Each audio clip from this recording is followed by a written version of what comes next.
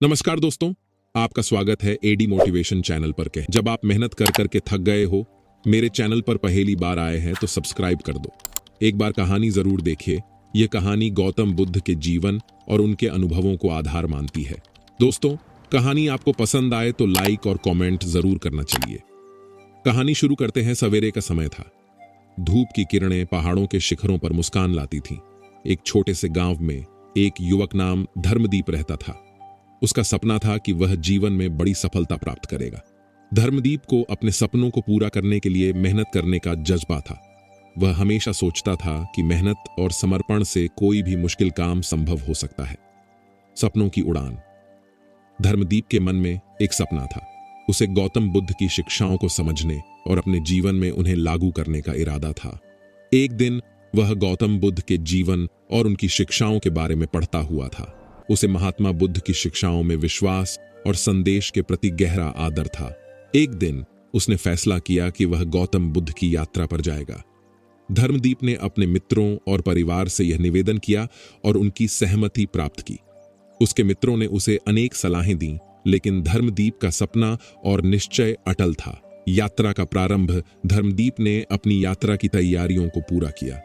उसने एक पुराने रास्ते की यात्रा की जो उसे गौतम बुद्ध के आध्यात्मिक स्थानों तक ले जाता था। धर्मदीप की यात्रा की शुरुआत बहुत ही मुश्किल थी। रास्ते में उसने कई संघर्षों का सामना किया, लेकिन उसका साहस और संगीन अनवरत रहा। गुरु की शरण। धर्मदीप की यात्रा एक दिन एक आध्यात्मिक गुरु के आश्रम पर रुकी। वहां उसने गुरु से गौतम बुद्ध के बारे में और आध्यात्मिक ज्ञान की खोज में अपनी भावनाओं को साझा किया। गुरु ने धर्मदीप को अपने आश्रम में स्वागत किया और उसे गौतम बुद्ध के जीवन के महत्वपूर्ण सिद्धांतों का ज्ञान दिया। विवेक और अनुशासन। गुरु ने धर्मदीप को सिखाया कि असफलता को हार न मानना चाहिए, बल्कि उससे सीखना चाहिए। उसने उसे विवेक और अनुशासन की महत्वपूर्णता के बारे में शिक्षा दी। गुरु ने कहा कि सफलता के लिए महत्वपूर्ण है कि हम अपने लक्ष्य की दिशा में प्रत्येक कदम को सावधानीपूर्वक बढ़ाएं।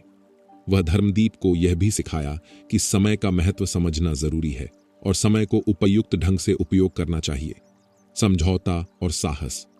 धर्मदीप की यात्रा अब अधिक उत्साहित और संगीन हो गई थी। उसने अपने सपनों की प्राप्ति के लिए हर संभावित मुश्किल का सामना किया। अक्सर उसे लगता था कि वह अपने लक्ष्य के प्रति अधिक निष्ठा और समर्पण दिखाना चाहिए। आध्यात्मिक अनुभव। गुरु के साथ बिताए गए समय में धर्मदीप को आध्यात्मिक अनुभव प्राप्त हुए। उसने समय के महत्व को समझा और अपने जीवन को एक नए दृष्टिकोण से देखने की क्षमता प्राप्त की। धर्मदीप को यह भी अनुभव हुआ कि सफलता के लिए संघर्ष की आवश्यकता होती है, लेकिन संघर्ष को हार नहीं मानना चाहिए। वह जान गया कि जीवन के हर अनुभव से हमें कुछ सीखने का अवसर मिलता है और हमें उसे अपने लक्ष्य की दिशा में आगे बढ़ने में मदद मिलती है। अंतिम धारा। अंत में धर्मदीप ने अपने आत्मविश्वास और गौरव से भरी हुई आंखों से अपने सपनों को पूरा किया। वह गौतम बुद्ध की शिक्षाओं को अपने जीवन में लागू करने के लिए पूरी तरह से समर्पित था। उसकी यात्रा उसे न केवल आत्मसंवाद के लिए बल्कि अपने जीवन के लिए नया मार्ग प्रदान करती रही। धर्मदीप की यह यात्रा सच्चे समर्पण, उत्साह और संघर्ष का परिणाम थी, जिससे वह अपने सपनों को हासिल कर सका।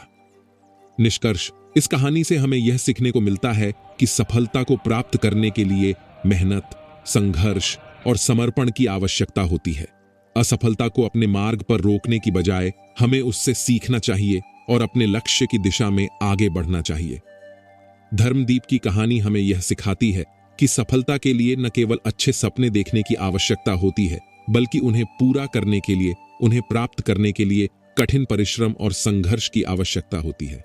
धर्मदीप की इस कहानी से हमें यह समझ मिलता है कि हमें हमेशा अपने सपनों के पीछे दृढ़ता से खड़े रहना चाहिए, चाहे जीवन की कितनी भी मुश्किलें आ जाएं। अंतिम विचार। गौतम बुद्ध की यह अमर कथा हमें यह बताती है कि सफलता का मार्ग हमेशा चुनौतियों से भरा होता है, लेकिन उन्होंने दिखाया कि यदि हम अपने लक्ष्य के प्रति पूरी निष्ठा और समर्पण लेकर चलते हैं तो कोई भी कठिनाई हमें रोक नहीं सकती। इसी तरह हमें भी अपने जीवन में गौतम बुद्ध की शिक्षाओं को अपनाकर सच्ची सफलता की ओर अग्रसर होने का निर्देश मिलता है। नोट: यह कथा केवल कल्पित है और इसका कोई भी वास्तविकता से संबंध नहीं है।